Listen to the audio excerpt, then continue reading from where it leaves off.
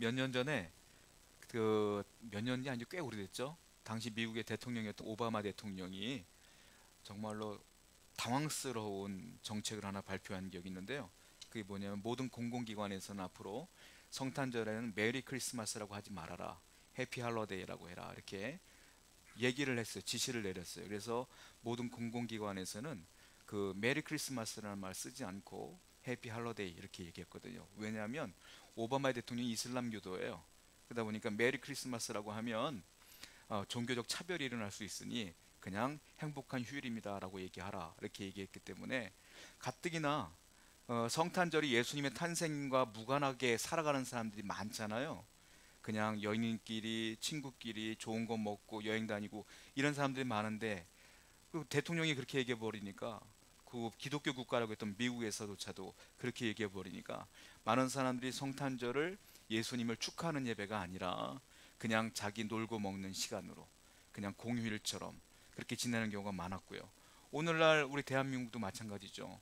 오늘 분명히 성탄절은 여러분들 쉬라고 그냥 준 공휴일이 아니라 예수님이 이 땅에 오신 날을 기념하며 축하하며 예배하는 날인데 많은 분들은 전혀 상관하지 않고 뭐 호텔을 예약을 해서 좋게 즐겁게 지내든지 유원지를 가든지 여행지를 가든지 이렇게 지내고 있다는 게 참으로 안타까운 현실이다라는 거예요. 자, 여러분, 성탄절은 예수님이 오신 날이잖아요. 그러면 예수님이 오신 축하의 잔치를 벌여야 되는 거예요. 그러면 어디를 가야 진짜 축제의 절기를 보낼 수 있을까요? 호텔이요? 관광지요? 아니면 훌륭한 어떤 레스토랑이요? 아니에요. 거기는 주인공이 예수님이 아니야.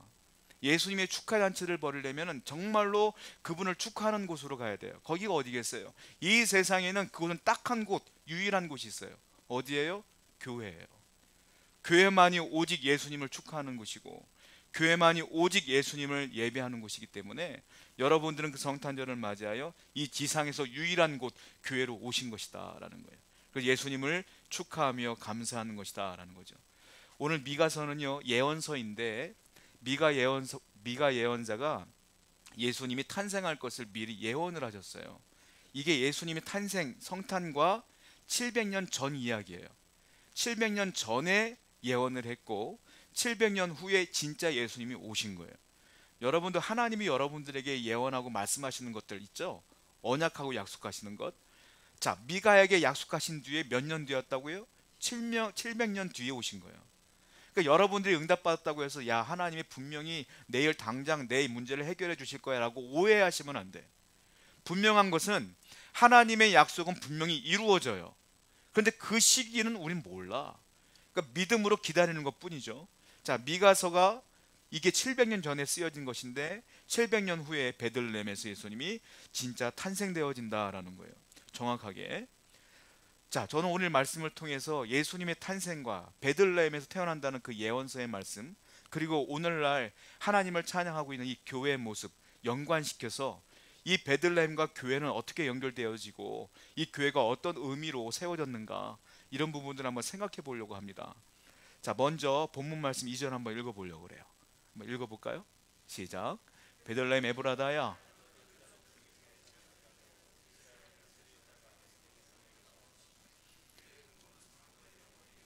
베들레헴 에브라다야, 너는 유다 족속 중에 작을지라도 700년 전에 써졌다 그랬잖아요. 이 말씀이. 그때도 베들레헴은 작은 도시예요. 너는 작을지라도. 그리고 예수님이 탄생했던 그 베들레헴도 우리가 알다시피 작은 동네야. 그러니까 이 베들레헴은 구약 때나 신약 때나 여전히 작고 초라한 곳이었다. 거기에 예수님이 태어나신 것이다라는 거예요. 그런데 성경을 보면 항상 베들레헴만 따로 얘기하지 않고요. 베들레헴 에브라다야 하고 묶어요. 에브라다는 뭐냐면 유대 지배경에 있는 지역 이름이에요. 그 에브라다 안에 베들레헴이 있는 거야. 그러니까 에브라다와 베들레헴 함께 묶는 이유는 뭐냐면 워낙 지역 자체가 작기 때문에 그렇게 묶어야 베들레헴이라는 도시를 사람들이 거기가 거기야 할 정도로 아는 도시가 베들레헴이기 때문에 구약 성경을 보면 두 개를 묶어서 얘기하는 경우가 굉장히 많아요. 예를 들어 볼까요? 창세기 35장 19절 말씀입니다. 한번 읽어볼게요. 창세기 말씀 없나요 혹시? 네, 읽어보겠습니다. 시작. 라헬의 죽음에 여기 보면 에브랏 이런 얘기죠. 에브랏 곧 베들레헴 이렇게 써 있죠. 에브랏이 에브라다입니다. 그러니까는 창세기 때부터 에브라다와 베들레헴을 묶어서 이야기를 했어요. 그러니까 베들레헴이란 동네는 또 하나 이유가 있는데, 묶어 쓴 이유가 있는데, 이스라엘의 베들레헴이 도시가 두 개예요. 대한민국도 똑같은 도시가 몇 개 있잖아요. 이름이 같은 데가. 이스라엘도 두 개가 있어요. 하나는 스불론 지파에 있는 베들레헴이 하나 있어요. 그러니까 이 베들레헴이라고 하면, 예수님이 탄생한 곳이라고 하면 두 개 중에 어딘데 헷갈려해. 오히려 스불론 지방에 있는 베들레헴이 더 커. 헷갈릴 수 있으니까 항상 성경은 베들레헴, 에브라다 묶어서 얘기한다. 그래서 남쪽 에브라다 지역에 있는 베들레헴에서 나신 것이구나 라고 이해하기 위해서 성경은 그렇게 구별해 놓으셨다라는 거예요. 자, 분명한 사실은 베들레헴은 작아요. 너무 작은 동네. 제가 성경을 보니까요, 이 베들레헴, 이 이스라엘을 침공하려고 아수르라는 제국이 있었는데 늘 침범을 했어요. 침략을. 몇 년을 침략했냐면 20년 동안 침범을 했어요. 그러다 보니까 이스라엘을 변방에, 국경에 이제 군사들을 막 배치할 거 아닙니까? 군사 요지가 있을 거 아니에요. 그 군사 요지에 군사들을 배치하고 방벽을 쌓았단 말이에요. 그런데 거기에 베들레헴이 포함되어 있느냐? 그렇지 않아요. 자, 미가서 1장 10절부터 15절까지를 보면 유다의 주요 방벽 거점이 나와요. 거점에 보면은 거기 베들레헴은 쏙 빠져 있어. 왜? 중요한 도시가 아니니까. 거기 중요한 게 아니, 지킬 필요가 없는 곳이야 거기는. 또 하나, 여호수아 15장 21절부터 63절까지를 보게 되면 유다 지경에 있는 도시들의 이름을 쭉 나열해요. 100개 정도를. 그러니까 행정도시를 쭉 얘기해요. 그런데 그 100개 도시 안에 이 베들레헴이 포함이 안 돼요. 자, 행정도시라고 하면 그 당시에 사람들 기준이 있는데 인구가 1000명 이상이어야지만 행정도시가 돼요. 그럼 베들레헴은 한마디로 말하면 1000명이 안 된다는 거예요. 몇 명인지는 모르겠지만 1000명도 간신히 안다는 게 아니라 아예 안 됐을 것 같아. 어쩌면 수백 명, 어쩌면 수십 명일지도 모르겠어요. 그만큼 작은 도시가 베들레헴이다. 이렇게 보시면 되고, 이스라엘 전체적으로 보았을 때 무시받는 곳이 바로 이 베들레헴이라는 곳이에요. 그러니 이 베들레헴, 미가서의 5장 2절에 보니까 그렇게 무시당하는 도시였던 베들레헴에 이스라엘의 왕이 태어난다고 하는 거예요. 이게 이스라엘 사람들 입장에서 이해가 되겠냐는 거죠. 도저히 이해가 안 되는 거죠. 거기다가 이 사람들은 아수르에게 침공을 계속 받고 있는 상태이기 때문에 그들이 생각하는 메시아는 딱 하나예요. 뭐냐면 우리를 이 위기에서 건져내줄 자, 정치적으로 안정을 줄 자, 그리고 우리가 피폐해 있으니 경제적으로 부흥을 일으킬 자, 그 사람이 메시아다. 그런데 그 메시아가 베들레헴에서 태어나? 이해가 안 되는 거죠. 그런데 하나님께서 말씀하시는 건 그 메시아가 정치적으로 너희들을 구원할 자가 아니라는 걸 얘기해 주고 있어요. 자, 본문 한번 읽어볼게요. 아까 읽은 2절 말씀을 다시 한번 읽습니다. 시작. 베들레헴 에브라다야, 이스라엘 다스릴 자가 내게서 내게로 나올 것이라. 그의 근본은, 자, 이스라엘을 다스릴 자가 내게서 내게로 나올 것이라. 내게서 내게로, 이거 해석하기가 좀 어려운데 제가 원문을 그대로 직역하자면 이런 거예요. 내게서 내게로 나오랴. 내게서, 이거는 베들레헴을 말하는 거야. 너한테서 그 이스라엘 다스릴 자가 나올 거야 이 말이에요. 근데 내게로, 내게는 누구냐? 하나님을 말해. 내게서, 베들레헴에서 내게로 올 것이라. 근데 이거는 정확한 뜻은 아니고요. 내게로 올 것이라가 아니라 나를 위하여 올 것이라가 더 정확한 뜻이야. 그러니까 베들레헴, 너로부터 나를 위하여 그 메시아가 올 것이야 이 말이에요. 나는 하나님이라고 그랬어요. 하나님을 위하여 예수님이 탄생된다는 뜻이에요. 우리를 위해서가 아니라. 그러면 하나님을 위해서라는 것은 무슨 뜻이냐면 하나님의 뜻을 위하여 이 땅에 오신다는 거예요. 그분이 우리의 요구를 충족시키기 오시는 게 아니라 하나님의 뜻을 이루기 위해 오신다는 거예요. 그러면 그 하나님의 뜻이 뭐냐? 하나님은 인류가 아담과 하와 때부터 선악과를 먹고 다 죄인이 됐기 때문에 하나님은 저와 여러분들을 구원할 뜻이 있어요. 구원하고 싶어 하셔. 그래서 하나님을 위하여 이 땅에 예수님을 보내신 거고, 그 뜻이 뭐냐? 우리가 구원받는 게 하나님의 뜻이에요. 그래서 메시아 예수님은 왜 오신 것이냐? 나를, 우리를, 온 세계를 구원하기 위하여 오신 것이다. 근데 많은 사람들은 아수르에서 우리를 구원할 자로만 생각하고 있는 거죠. 우리가 생각했던 것보다 훨씬 더 위대한 구세주가 누구냐? 예수님이시다라는 거예요. 자, 본문 2절을 한 번 더 볼게요. 한 번 더. 저 뒤에 밑에만 볼게요. 네 개로 나올까? 그의 근본은, 시작. 그의 근본은 상고의 영원에 있느니라. 그분이 네 개에서 네 개로 나올 것이라. 그런데 그의 근본은, 그분은 어떤 분이냐? 상고의 영원에 있느니라. 영원은 뭐예요? 죽지 않는 거예요. 죽지 않는 거. 영원이라는 시간은 우리가 살 수가 없어요. 그렇죠? 영원에 있어요. 그분은 영원 전부터 있었고 영원 지금까지 있는 분이야. 그러니까 이 예수님은, 예수 그리스도는 메시아인데 우리가 알고 있는 사람이 아니라는 거예요. 이거는 왜? 사람은 영원토록 살 수가 없거든. 그러니까 이분은 누구냐? 하나님이다라는 거예요. 그러니까 너희들이 생각하는 그 메시아는 인간이 아니야. 그분은 하나님이다. 하나님이 대신 내려오신 것이다. 예수님은 그래서 완벽한 인간의 모습으로 오셨지만 완벽한 하나님이시다. 이걸 믿는 게 기독교예요. 그분은 하나님이시며 인간이요. 왜 인간으로 왔을까요? 그분이 인간이어야지 우리를 구원할 제물이 되기 때문에 그러신 거예요. 그러니까 이분은 하나님이시다라고 미가서는 이미 얘기해 놓고 있어요. 여러분, 중요한 게 있는데 제가 누누이 말하지만 베들레헴은 작고 초라한 곳이에요. 베들레헴 동네 이름이 뜻이 뭔지 아세요? 떡집이란 뜻이에요. 베들레헴이 떡집이란 뜻이야. 근데 이거는 성경이니까 우리가 순화해서 떡집이라고 쓴 거예요. 원래는 우리가 시골 같은 데 마을 가면 이런 마을이 있어. 떡방앗골, 이런 촌스러운 마을이 있어. 그렇죠? 떡집이 쉽게 말하면 떡방앗골이요. 이 베들레헴이 뜻이, 그러니까 시골에 가면 누누이 있는 그 이상 촌스러운 이름 있잖아요. 그게 베들레헴이에요. 그러니까 이름 자체가 너무 초라하고 이름 자체가 너무 촌스러운 거야. 거기에 누가 나오셨다고요? 하나님이신 예수님이 이 땅에 그곳에 오신 거야. 즉 베들레헴은 예수님의 초림, 성탄절은 초림이라 그래요.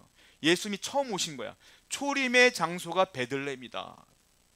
그러면 이 베들레헴과 교회가 어떻게 연결될까요? 제가 그걸 얘기하고 싶은 거예요. 여러분, 초림은, 예수님은 베들레헴 초라한 곳에 오셨어요. 예수님이 한 번 더 오신다고 그래요, 성경에. 그걸 뭐라고 하죠? 재림. 재림이 오면, 예수님이 다시 한 번 오시면 이 땅은 멸망당하는 거야. 이 땅은 끝나. 하나님의 천국으로 올라갈 사람은 올라가고 아닌 사람은 지옥불에 떨어지는 거야. 그걸 우리가 믿는 거잖아요. 자, 재림하신다는 거예요. 예수님은 어디로 재림하실까요? 그러면 유명한 마트로? 유명한 백화점으로? 어디로 오실까요? 유명한 건물로? 최고층 빌딩으로? 예수님은 어디로 재림하실까요? 교회로 오시는 거예요. 교회로. 그러니까 초림은 베들레헴이요, 재림은 교회예요. 이 교회는 뭐 하는 곳인 줄 아세요? 예수님의 재림을 준비하는 성도들이 모인 곳이 재림이에요. 여러분들이 재림을 기다리며 성도로서 신앙생활을 하며 말씀 생활을 하며 예배 생활을 하는 곳이 어디냐? 교회다. 이 교회가 초라해 보여요. 왜냐하면 우리 바깥에 조금만 더 가면 우리나라 제일 높은 빌딩이 저기 있잖아요. 제일 높은 빌딩이 있어. 아니, 조금만 더 가면 이마트, 무슨 마트, 마트가 천지요. 분당 쪽에 넘어가면 무슨 백화점, 백화점 천지야. 백화점과 우리 교회를 비교해봐요. 사람들이 눈으로 볼 때는 초라하고 초라해. 여기 누가 오겠어요? 여기에. 아니, 바깥에 보면은 마천루와 같은 거대한 빌딩들이, 수많은 빌딩들이 있는데 여기 왜 오겠냐는 거예요. 여러분이 다니는 회사 건물과 비교해 보세요. 이 교회 누가 오겠냐는 거예요. 세상 사람들이 볼 때는 교회와 세상 사람들이 들고 있는 모든 건물들과 비교했을 때 아무것도 아닌 거예요. 그리고 청와대, 국회의원들이 들러다니는 국회의사당, 수많은 권력자들이 들러다니는 그곳, 그리고 많은 사람들이, 배울 만치 배운 사람들이 세계 유수한 대학에서 공부를 하고 박사학위를 받아서 유명한 사람이 되어서, 그리고 거기서 뭐 노벨상 후보가 되었다는 등 이런 얘기를 하는 사람들이 있어요.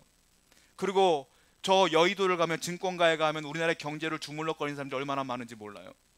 그 사람들과 여기 초라한 건물에서 이렇게 얼마 되지 않은 성도들 앞에 서 있는 이 목사와 비교했을 때 누가 더 위대해 보이고 더 아름다워 보여요? 세상 사람들이 볼 때는 그들이 더 위대해 보이지 않겠어요? 나는 그냥 아무것도 아닌 존재이지, 그냥. 혹시 성도들 가운데도 그렇게 생각하는 분도 있어요? 내가 다니는 회사가 우리 교회에 비교할 때는 아무것도 아니지, 우리 교회는 자꾸 초라해, 우리 목사님은 자꾸 초라해, 이렇게 보는 분들 계실지 모르겠어요. 그렇게 하면 안 된다는 거예요. 왜냐? 세상에 많은 유수한 곳이 있었지만 예수님이 이 땅에 오신 곳은 베들레헴이요. 거기에 왕궁이 없었겠어요? 거기에 뭐 위대한 건물이 없었겠어요? 거기에 수많은 사람들이 있었겠지만 예수님이 오신 곳은 떡방앗골 베들레헴에 오신 거예요. 그리고 거기서 끝나지 않아 마국간 말구유 통에 오셨어. 예수님은 거기로 오셨단 말이에요. 그 장소가 뭐가 중요한지가 아니야. 누가 있느냐가 중요한 것이지. 이 교회가 작고 작냐 크냐가 중요한 게 아니에요. 여기 누가 계시냐가 중요한 것이지. 주님이 이곳에 계심을 분명히 믿으시기 바랍니다. 세상에 아무리 위대한 건물이 있다 할지라도 거기 주님이 오시지 않았어. 거기 주님이 임재하시지 않았어. 우리 주님은 우리 교회에 임재하셨어요. 그러므로 항상 우리 성도들은 교회 중심으로 살아야 되며, 교회에 모여서 재림을 준비해야 되며, 예수님을 기억하는 귀한 성도가 되어야 될 줄로 믿습니다. 교회를 사랑하고 우리가 이 세상에 끝나는 그날까지 교회에 모여서 하나님을 찬양하며 예배할 때에 이곳에 하나님의 은혜가 충만하고 이곳에 있는 모든 분들 머리마다 하나님의 은혜가 충만할 줄로 믿습니다. 우리 한 번 더 말씀을 보겠습니다. 이번엔 3절 말씀 볼게요. 시작. 그러므로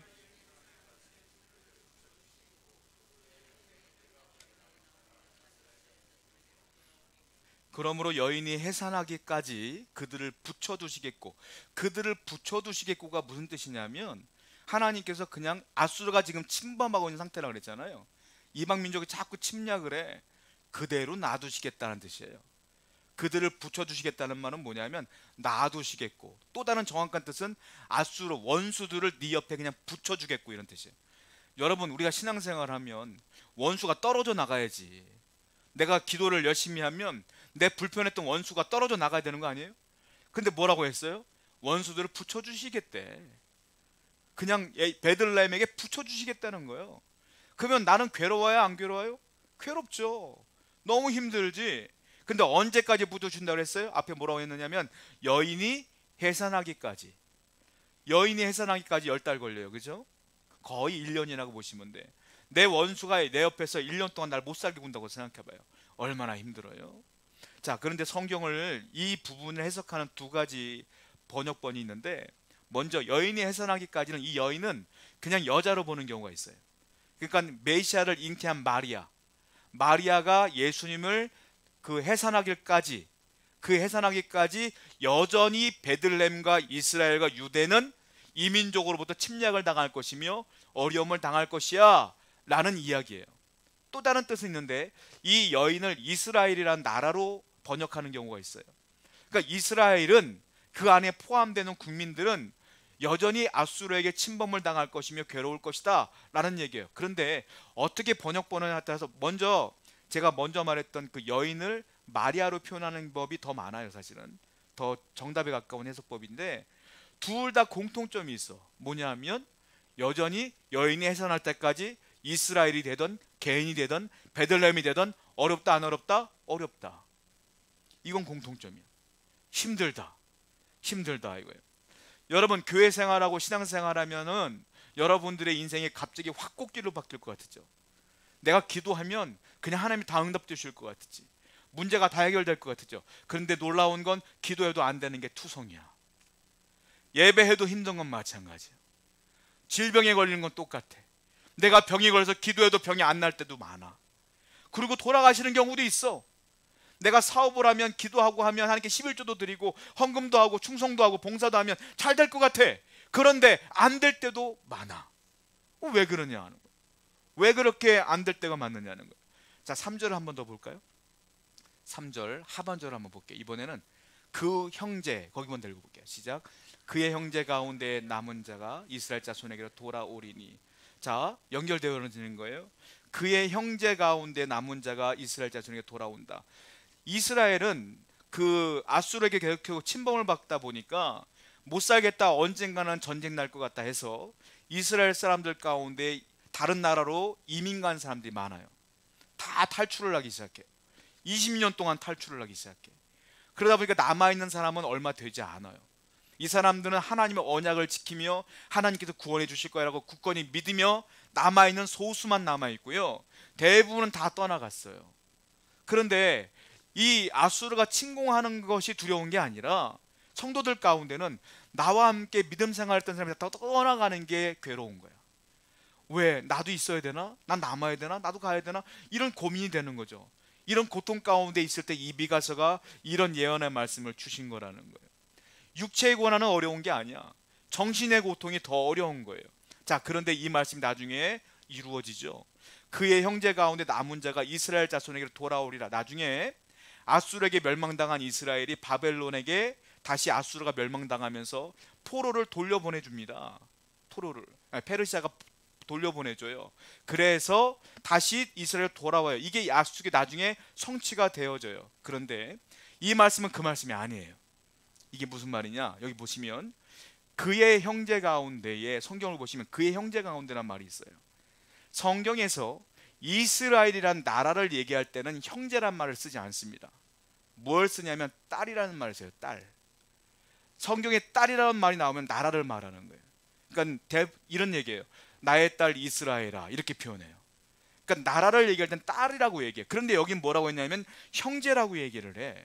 그럼 이거는 이스라엘을 말하는 게 아니에요. 이스라엘은 나라를 말하는 게 아니야. 그럼 이게 뭐냐? 이스라엘의 형제? 그것도 아니야. 나라를 얘기하는 게 아니니까. 그럼 그의 형제가 누구냐? 메시아를 말하는 거예요.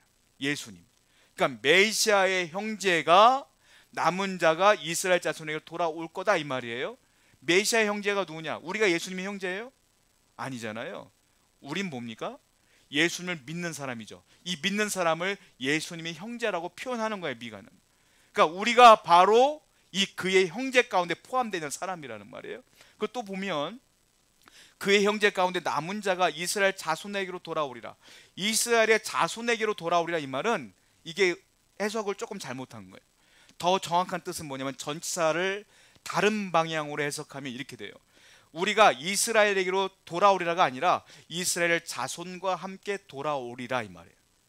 그러니까 그의 형제가 남은 자 가운데에 이스라엘 자손과 함께 돌아오리라, 이 말이에요. 돌아온다는 건 뭐냐면 회개가 포함되어 있는 단어예요. 그러니까 회개함으로 돌아온다는 뜻이에요. 갑자기 공부하는 것 같죠. 회개함으로 돌아오는 것 같은 거예요. 여러분, 무슨 말이냐? 이게요, 예언서니까 굉장히 어렵기 때문에 제가 이렇게 설명드리는 거예요. 이게 무슨 뜻이냐면 앞으로 메시아는 베들레헴 작은 동네에 태어날 것이라. 그런데 그 뒤에 말씀이 뭐예요? 그 후에는 메시아가 태어난 후에는 그 형제 가운데, 즉 예수 그리스도를 믿는 우리들, 근데 우리가 어떻게 믿어요? 돌아오리라.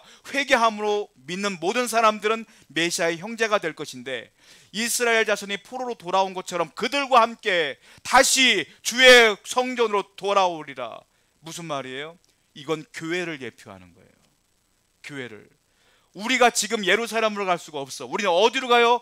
교회로 와서 은혜를 받고 구원을 받는 거예요. 이거는 신약교회를 예표하는 얘기예요. 그러니까 메시아를 예표하고 신약교회를 예표한 게 미가서 5장 이전의 말씀이다. 그러니까 오늘날 베들레헴과 같은 역할을 하는 곳이 어디냐? 어딜까요? 교회뿐이 없어요. 우리가 예수 그리스도를 믿음으로 회개함으로 은혜 받고 교회는 모여서 우리가 은혜 받고 구원받아 그 재림하실 예수님을 기대하며 예배하는 것, 그것이 오늘 성탄절에 우리가 다시 기억해야 될 내용이다라는 거예요. 많은 사람들이 아무리 초라하다고 무시할지라도 우리는 이 교회를 사랑해야 되고, 우리는 교회를 붙들고 주를 붙들고 살아가야 된다는 거예요. 많은 사람들이 어려움을 당해요. 이 말씀은 그거예요. 여인이 해산할 때까지 그 원수를 네 옆에 붙여주겠노라.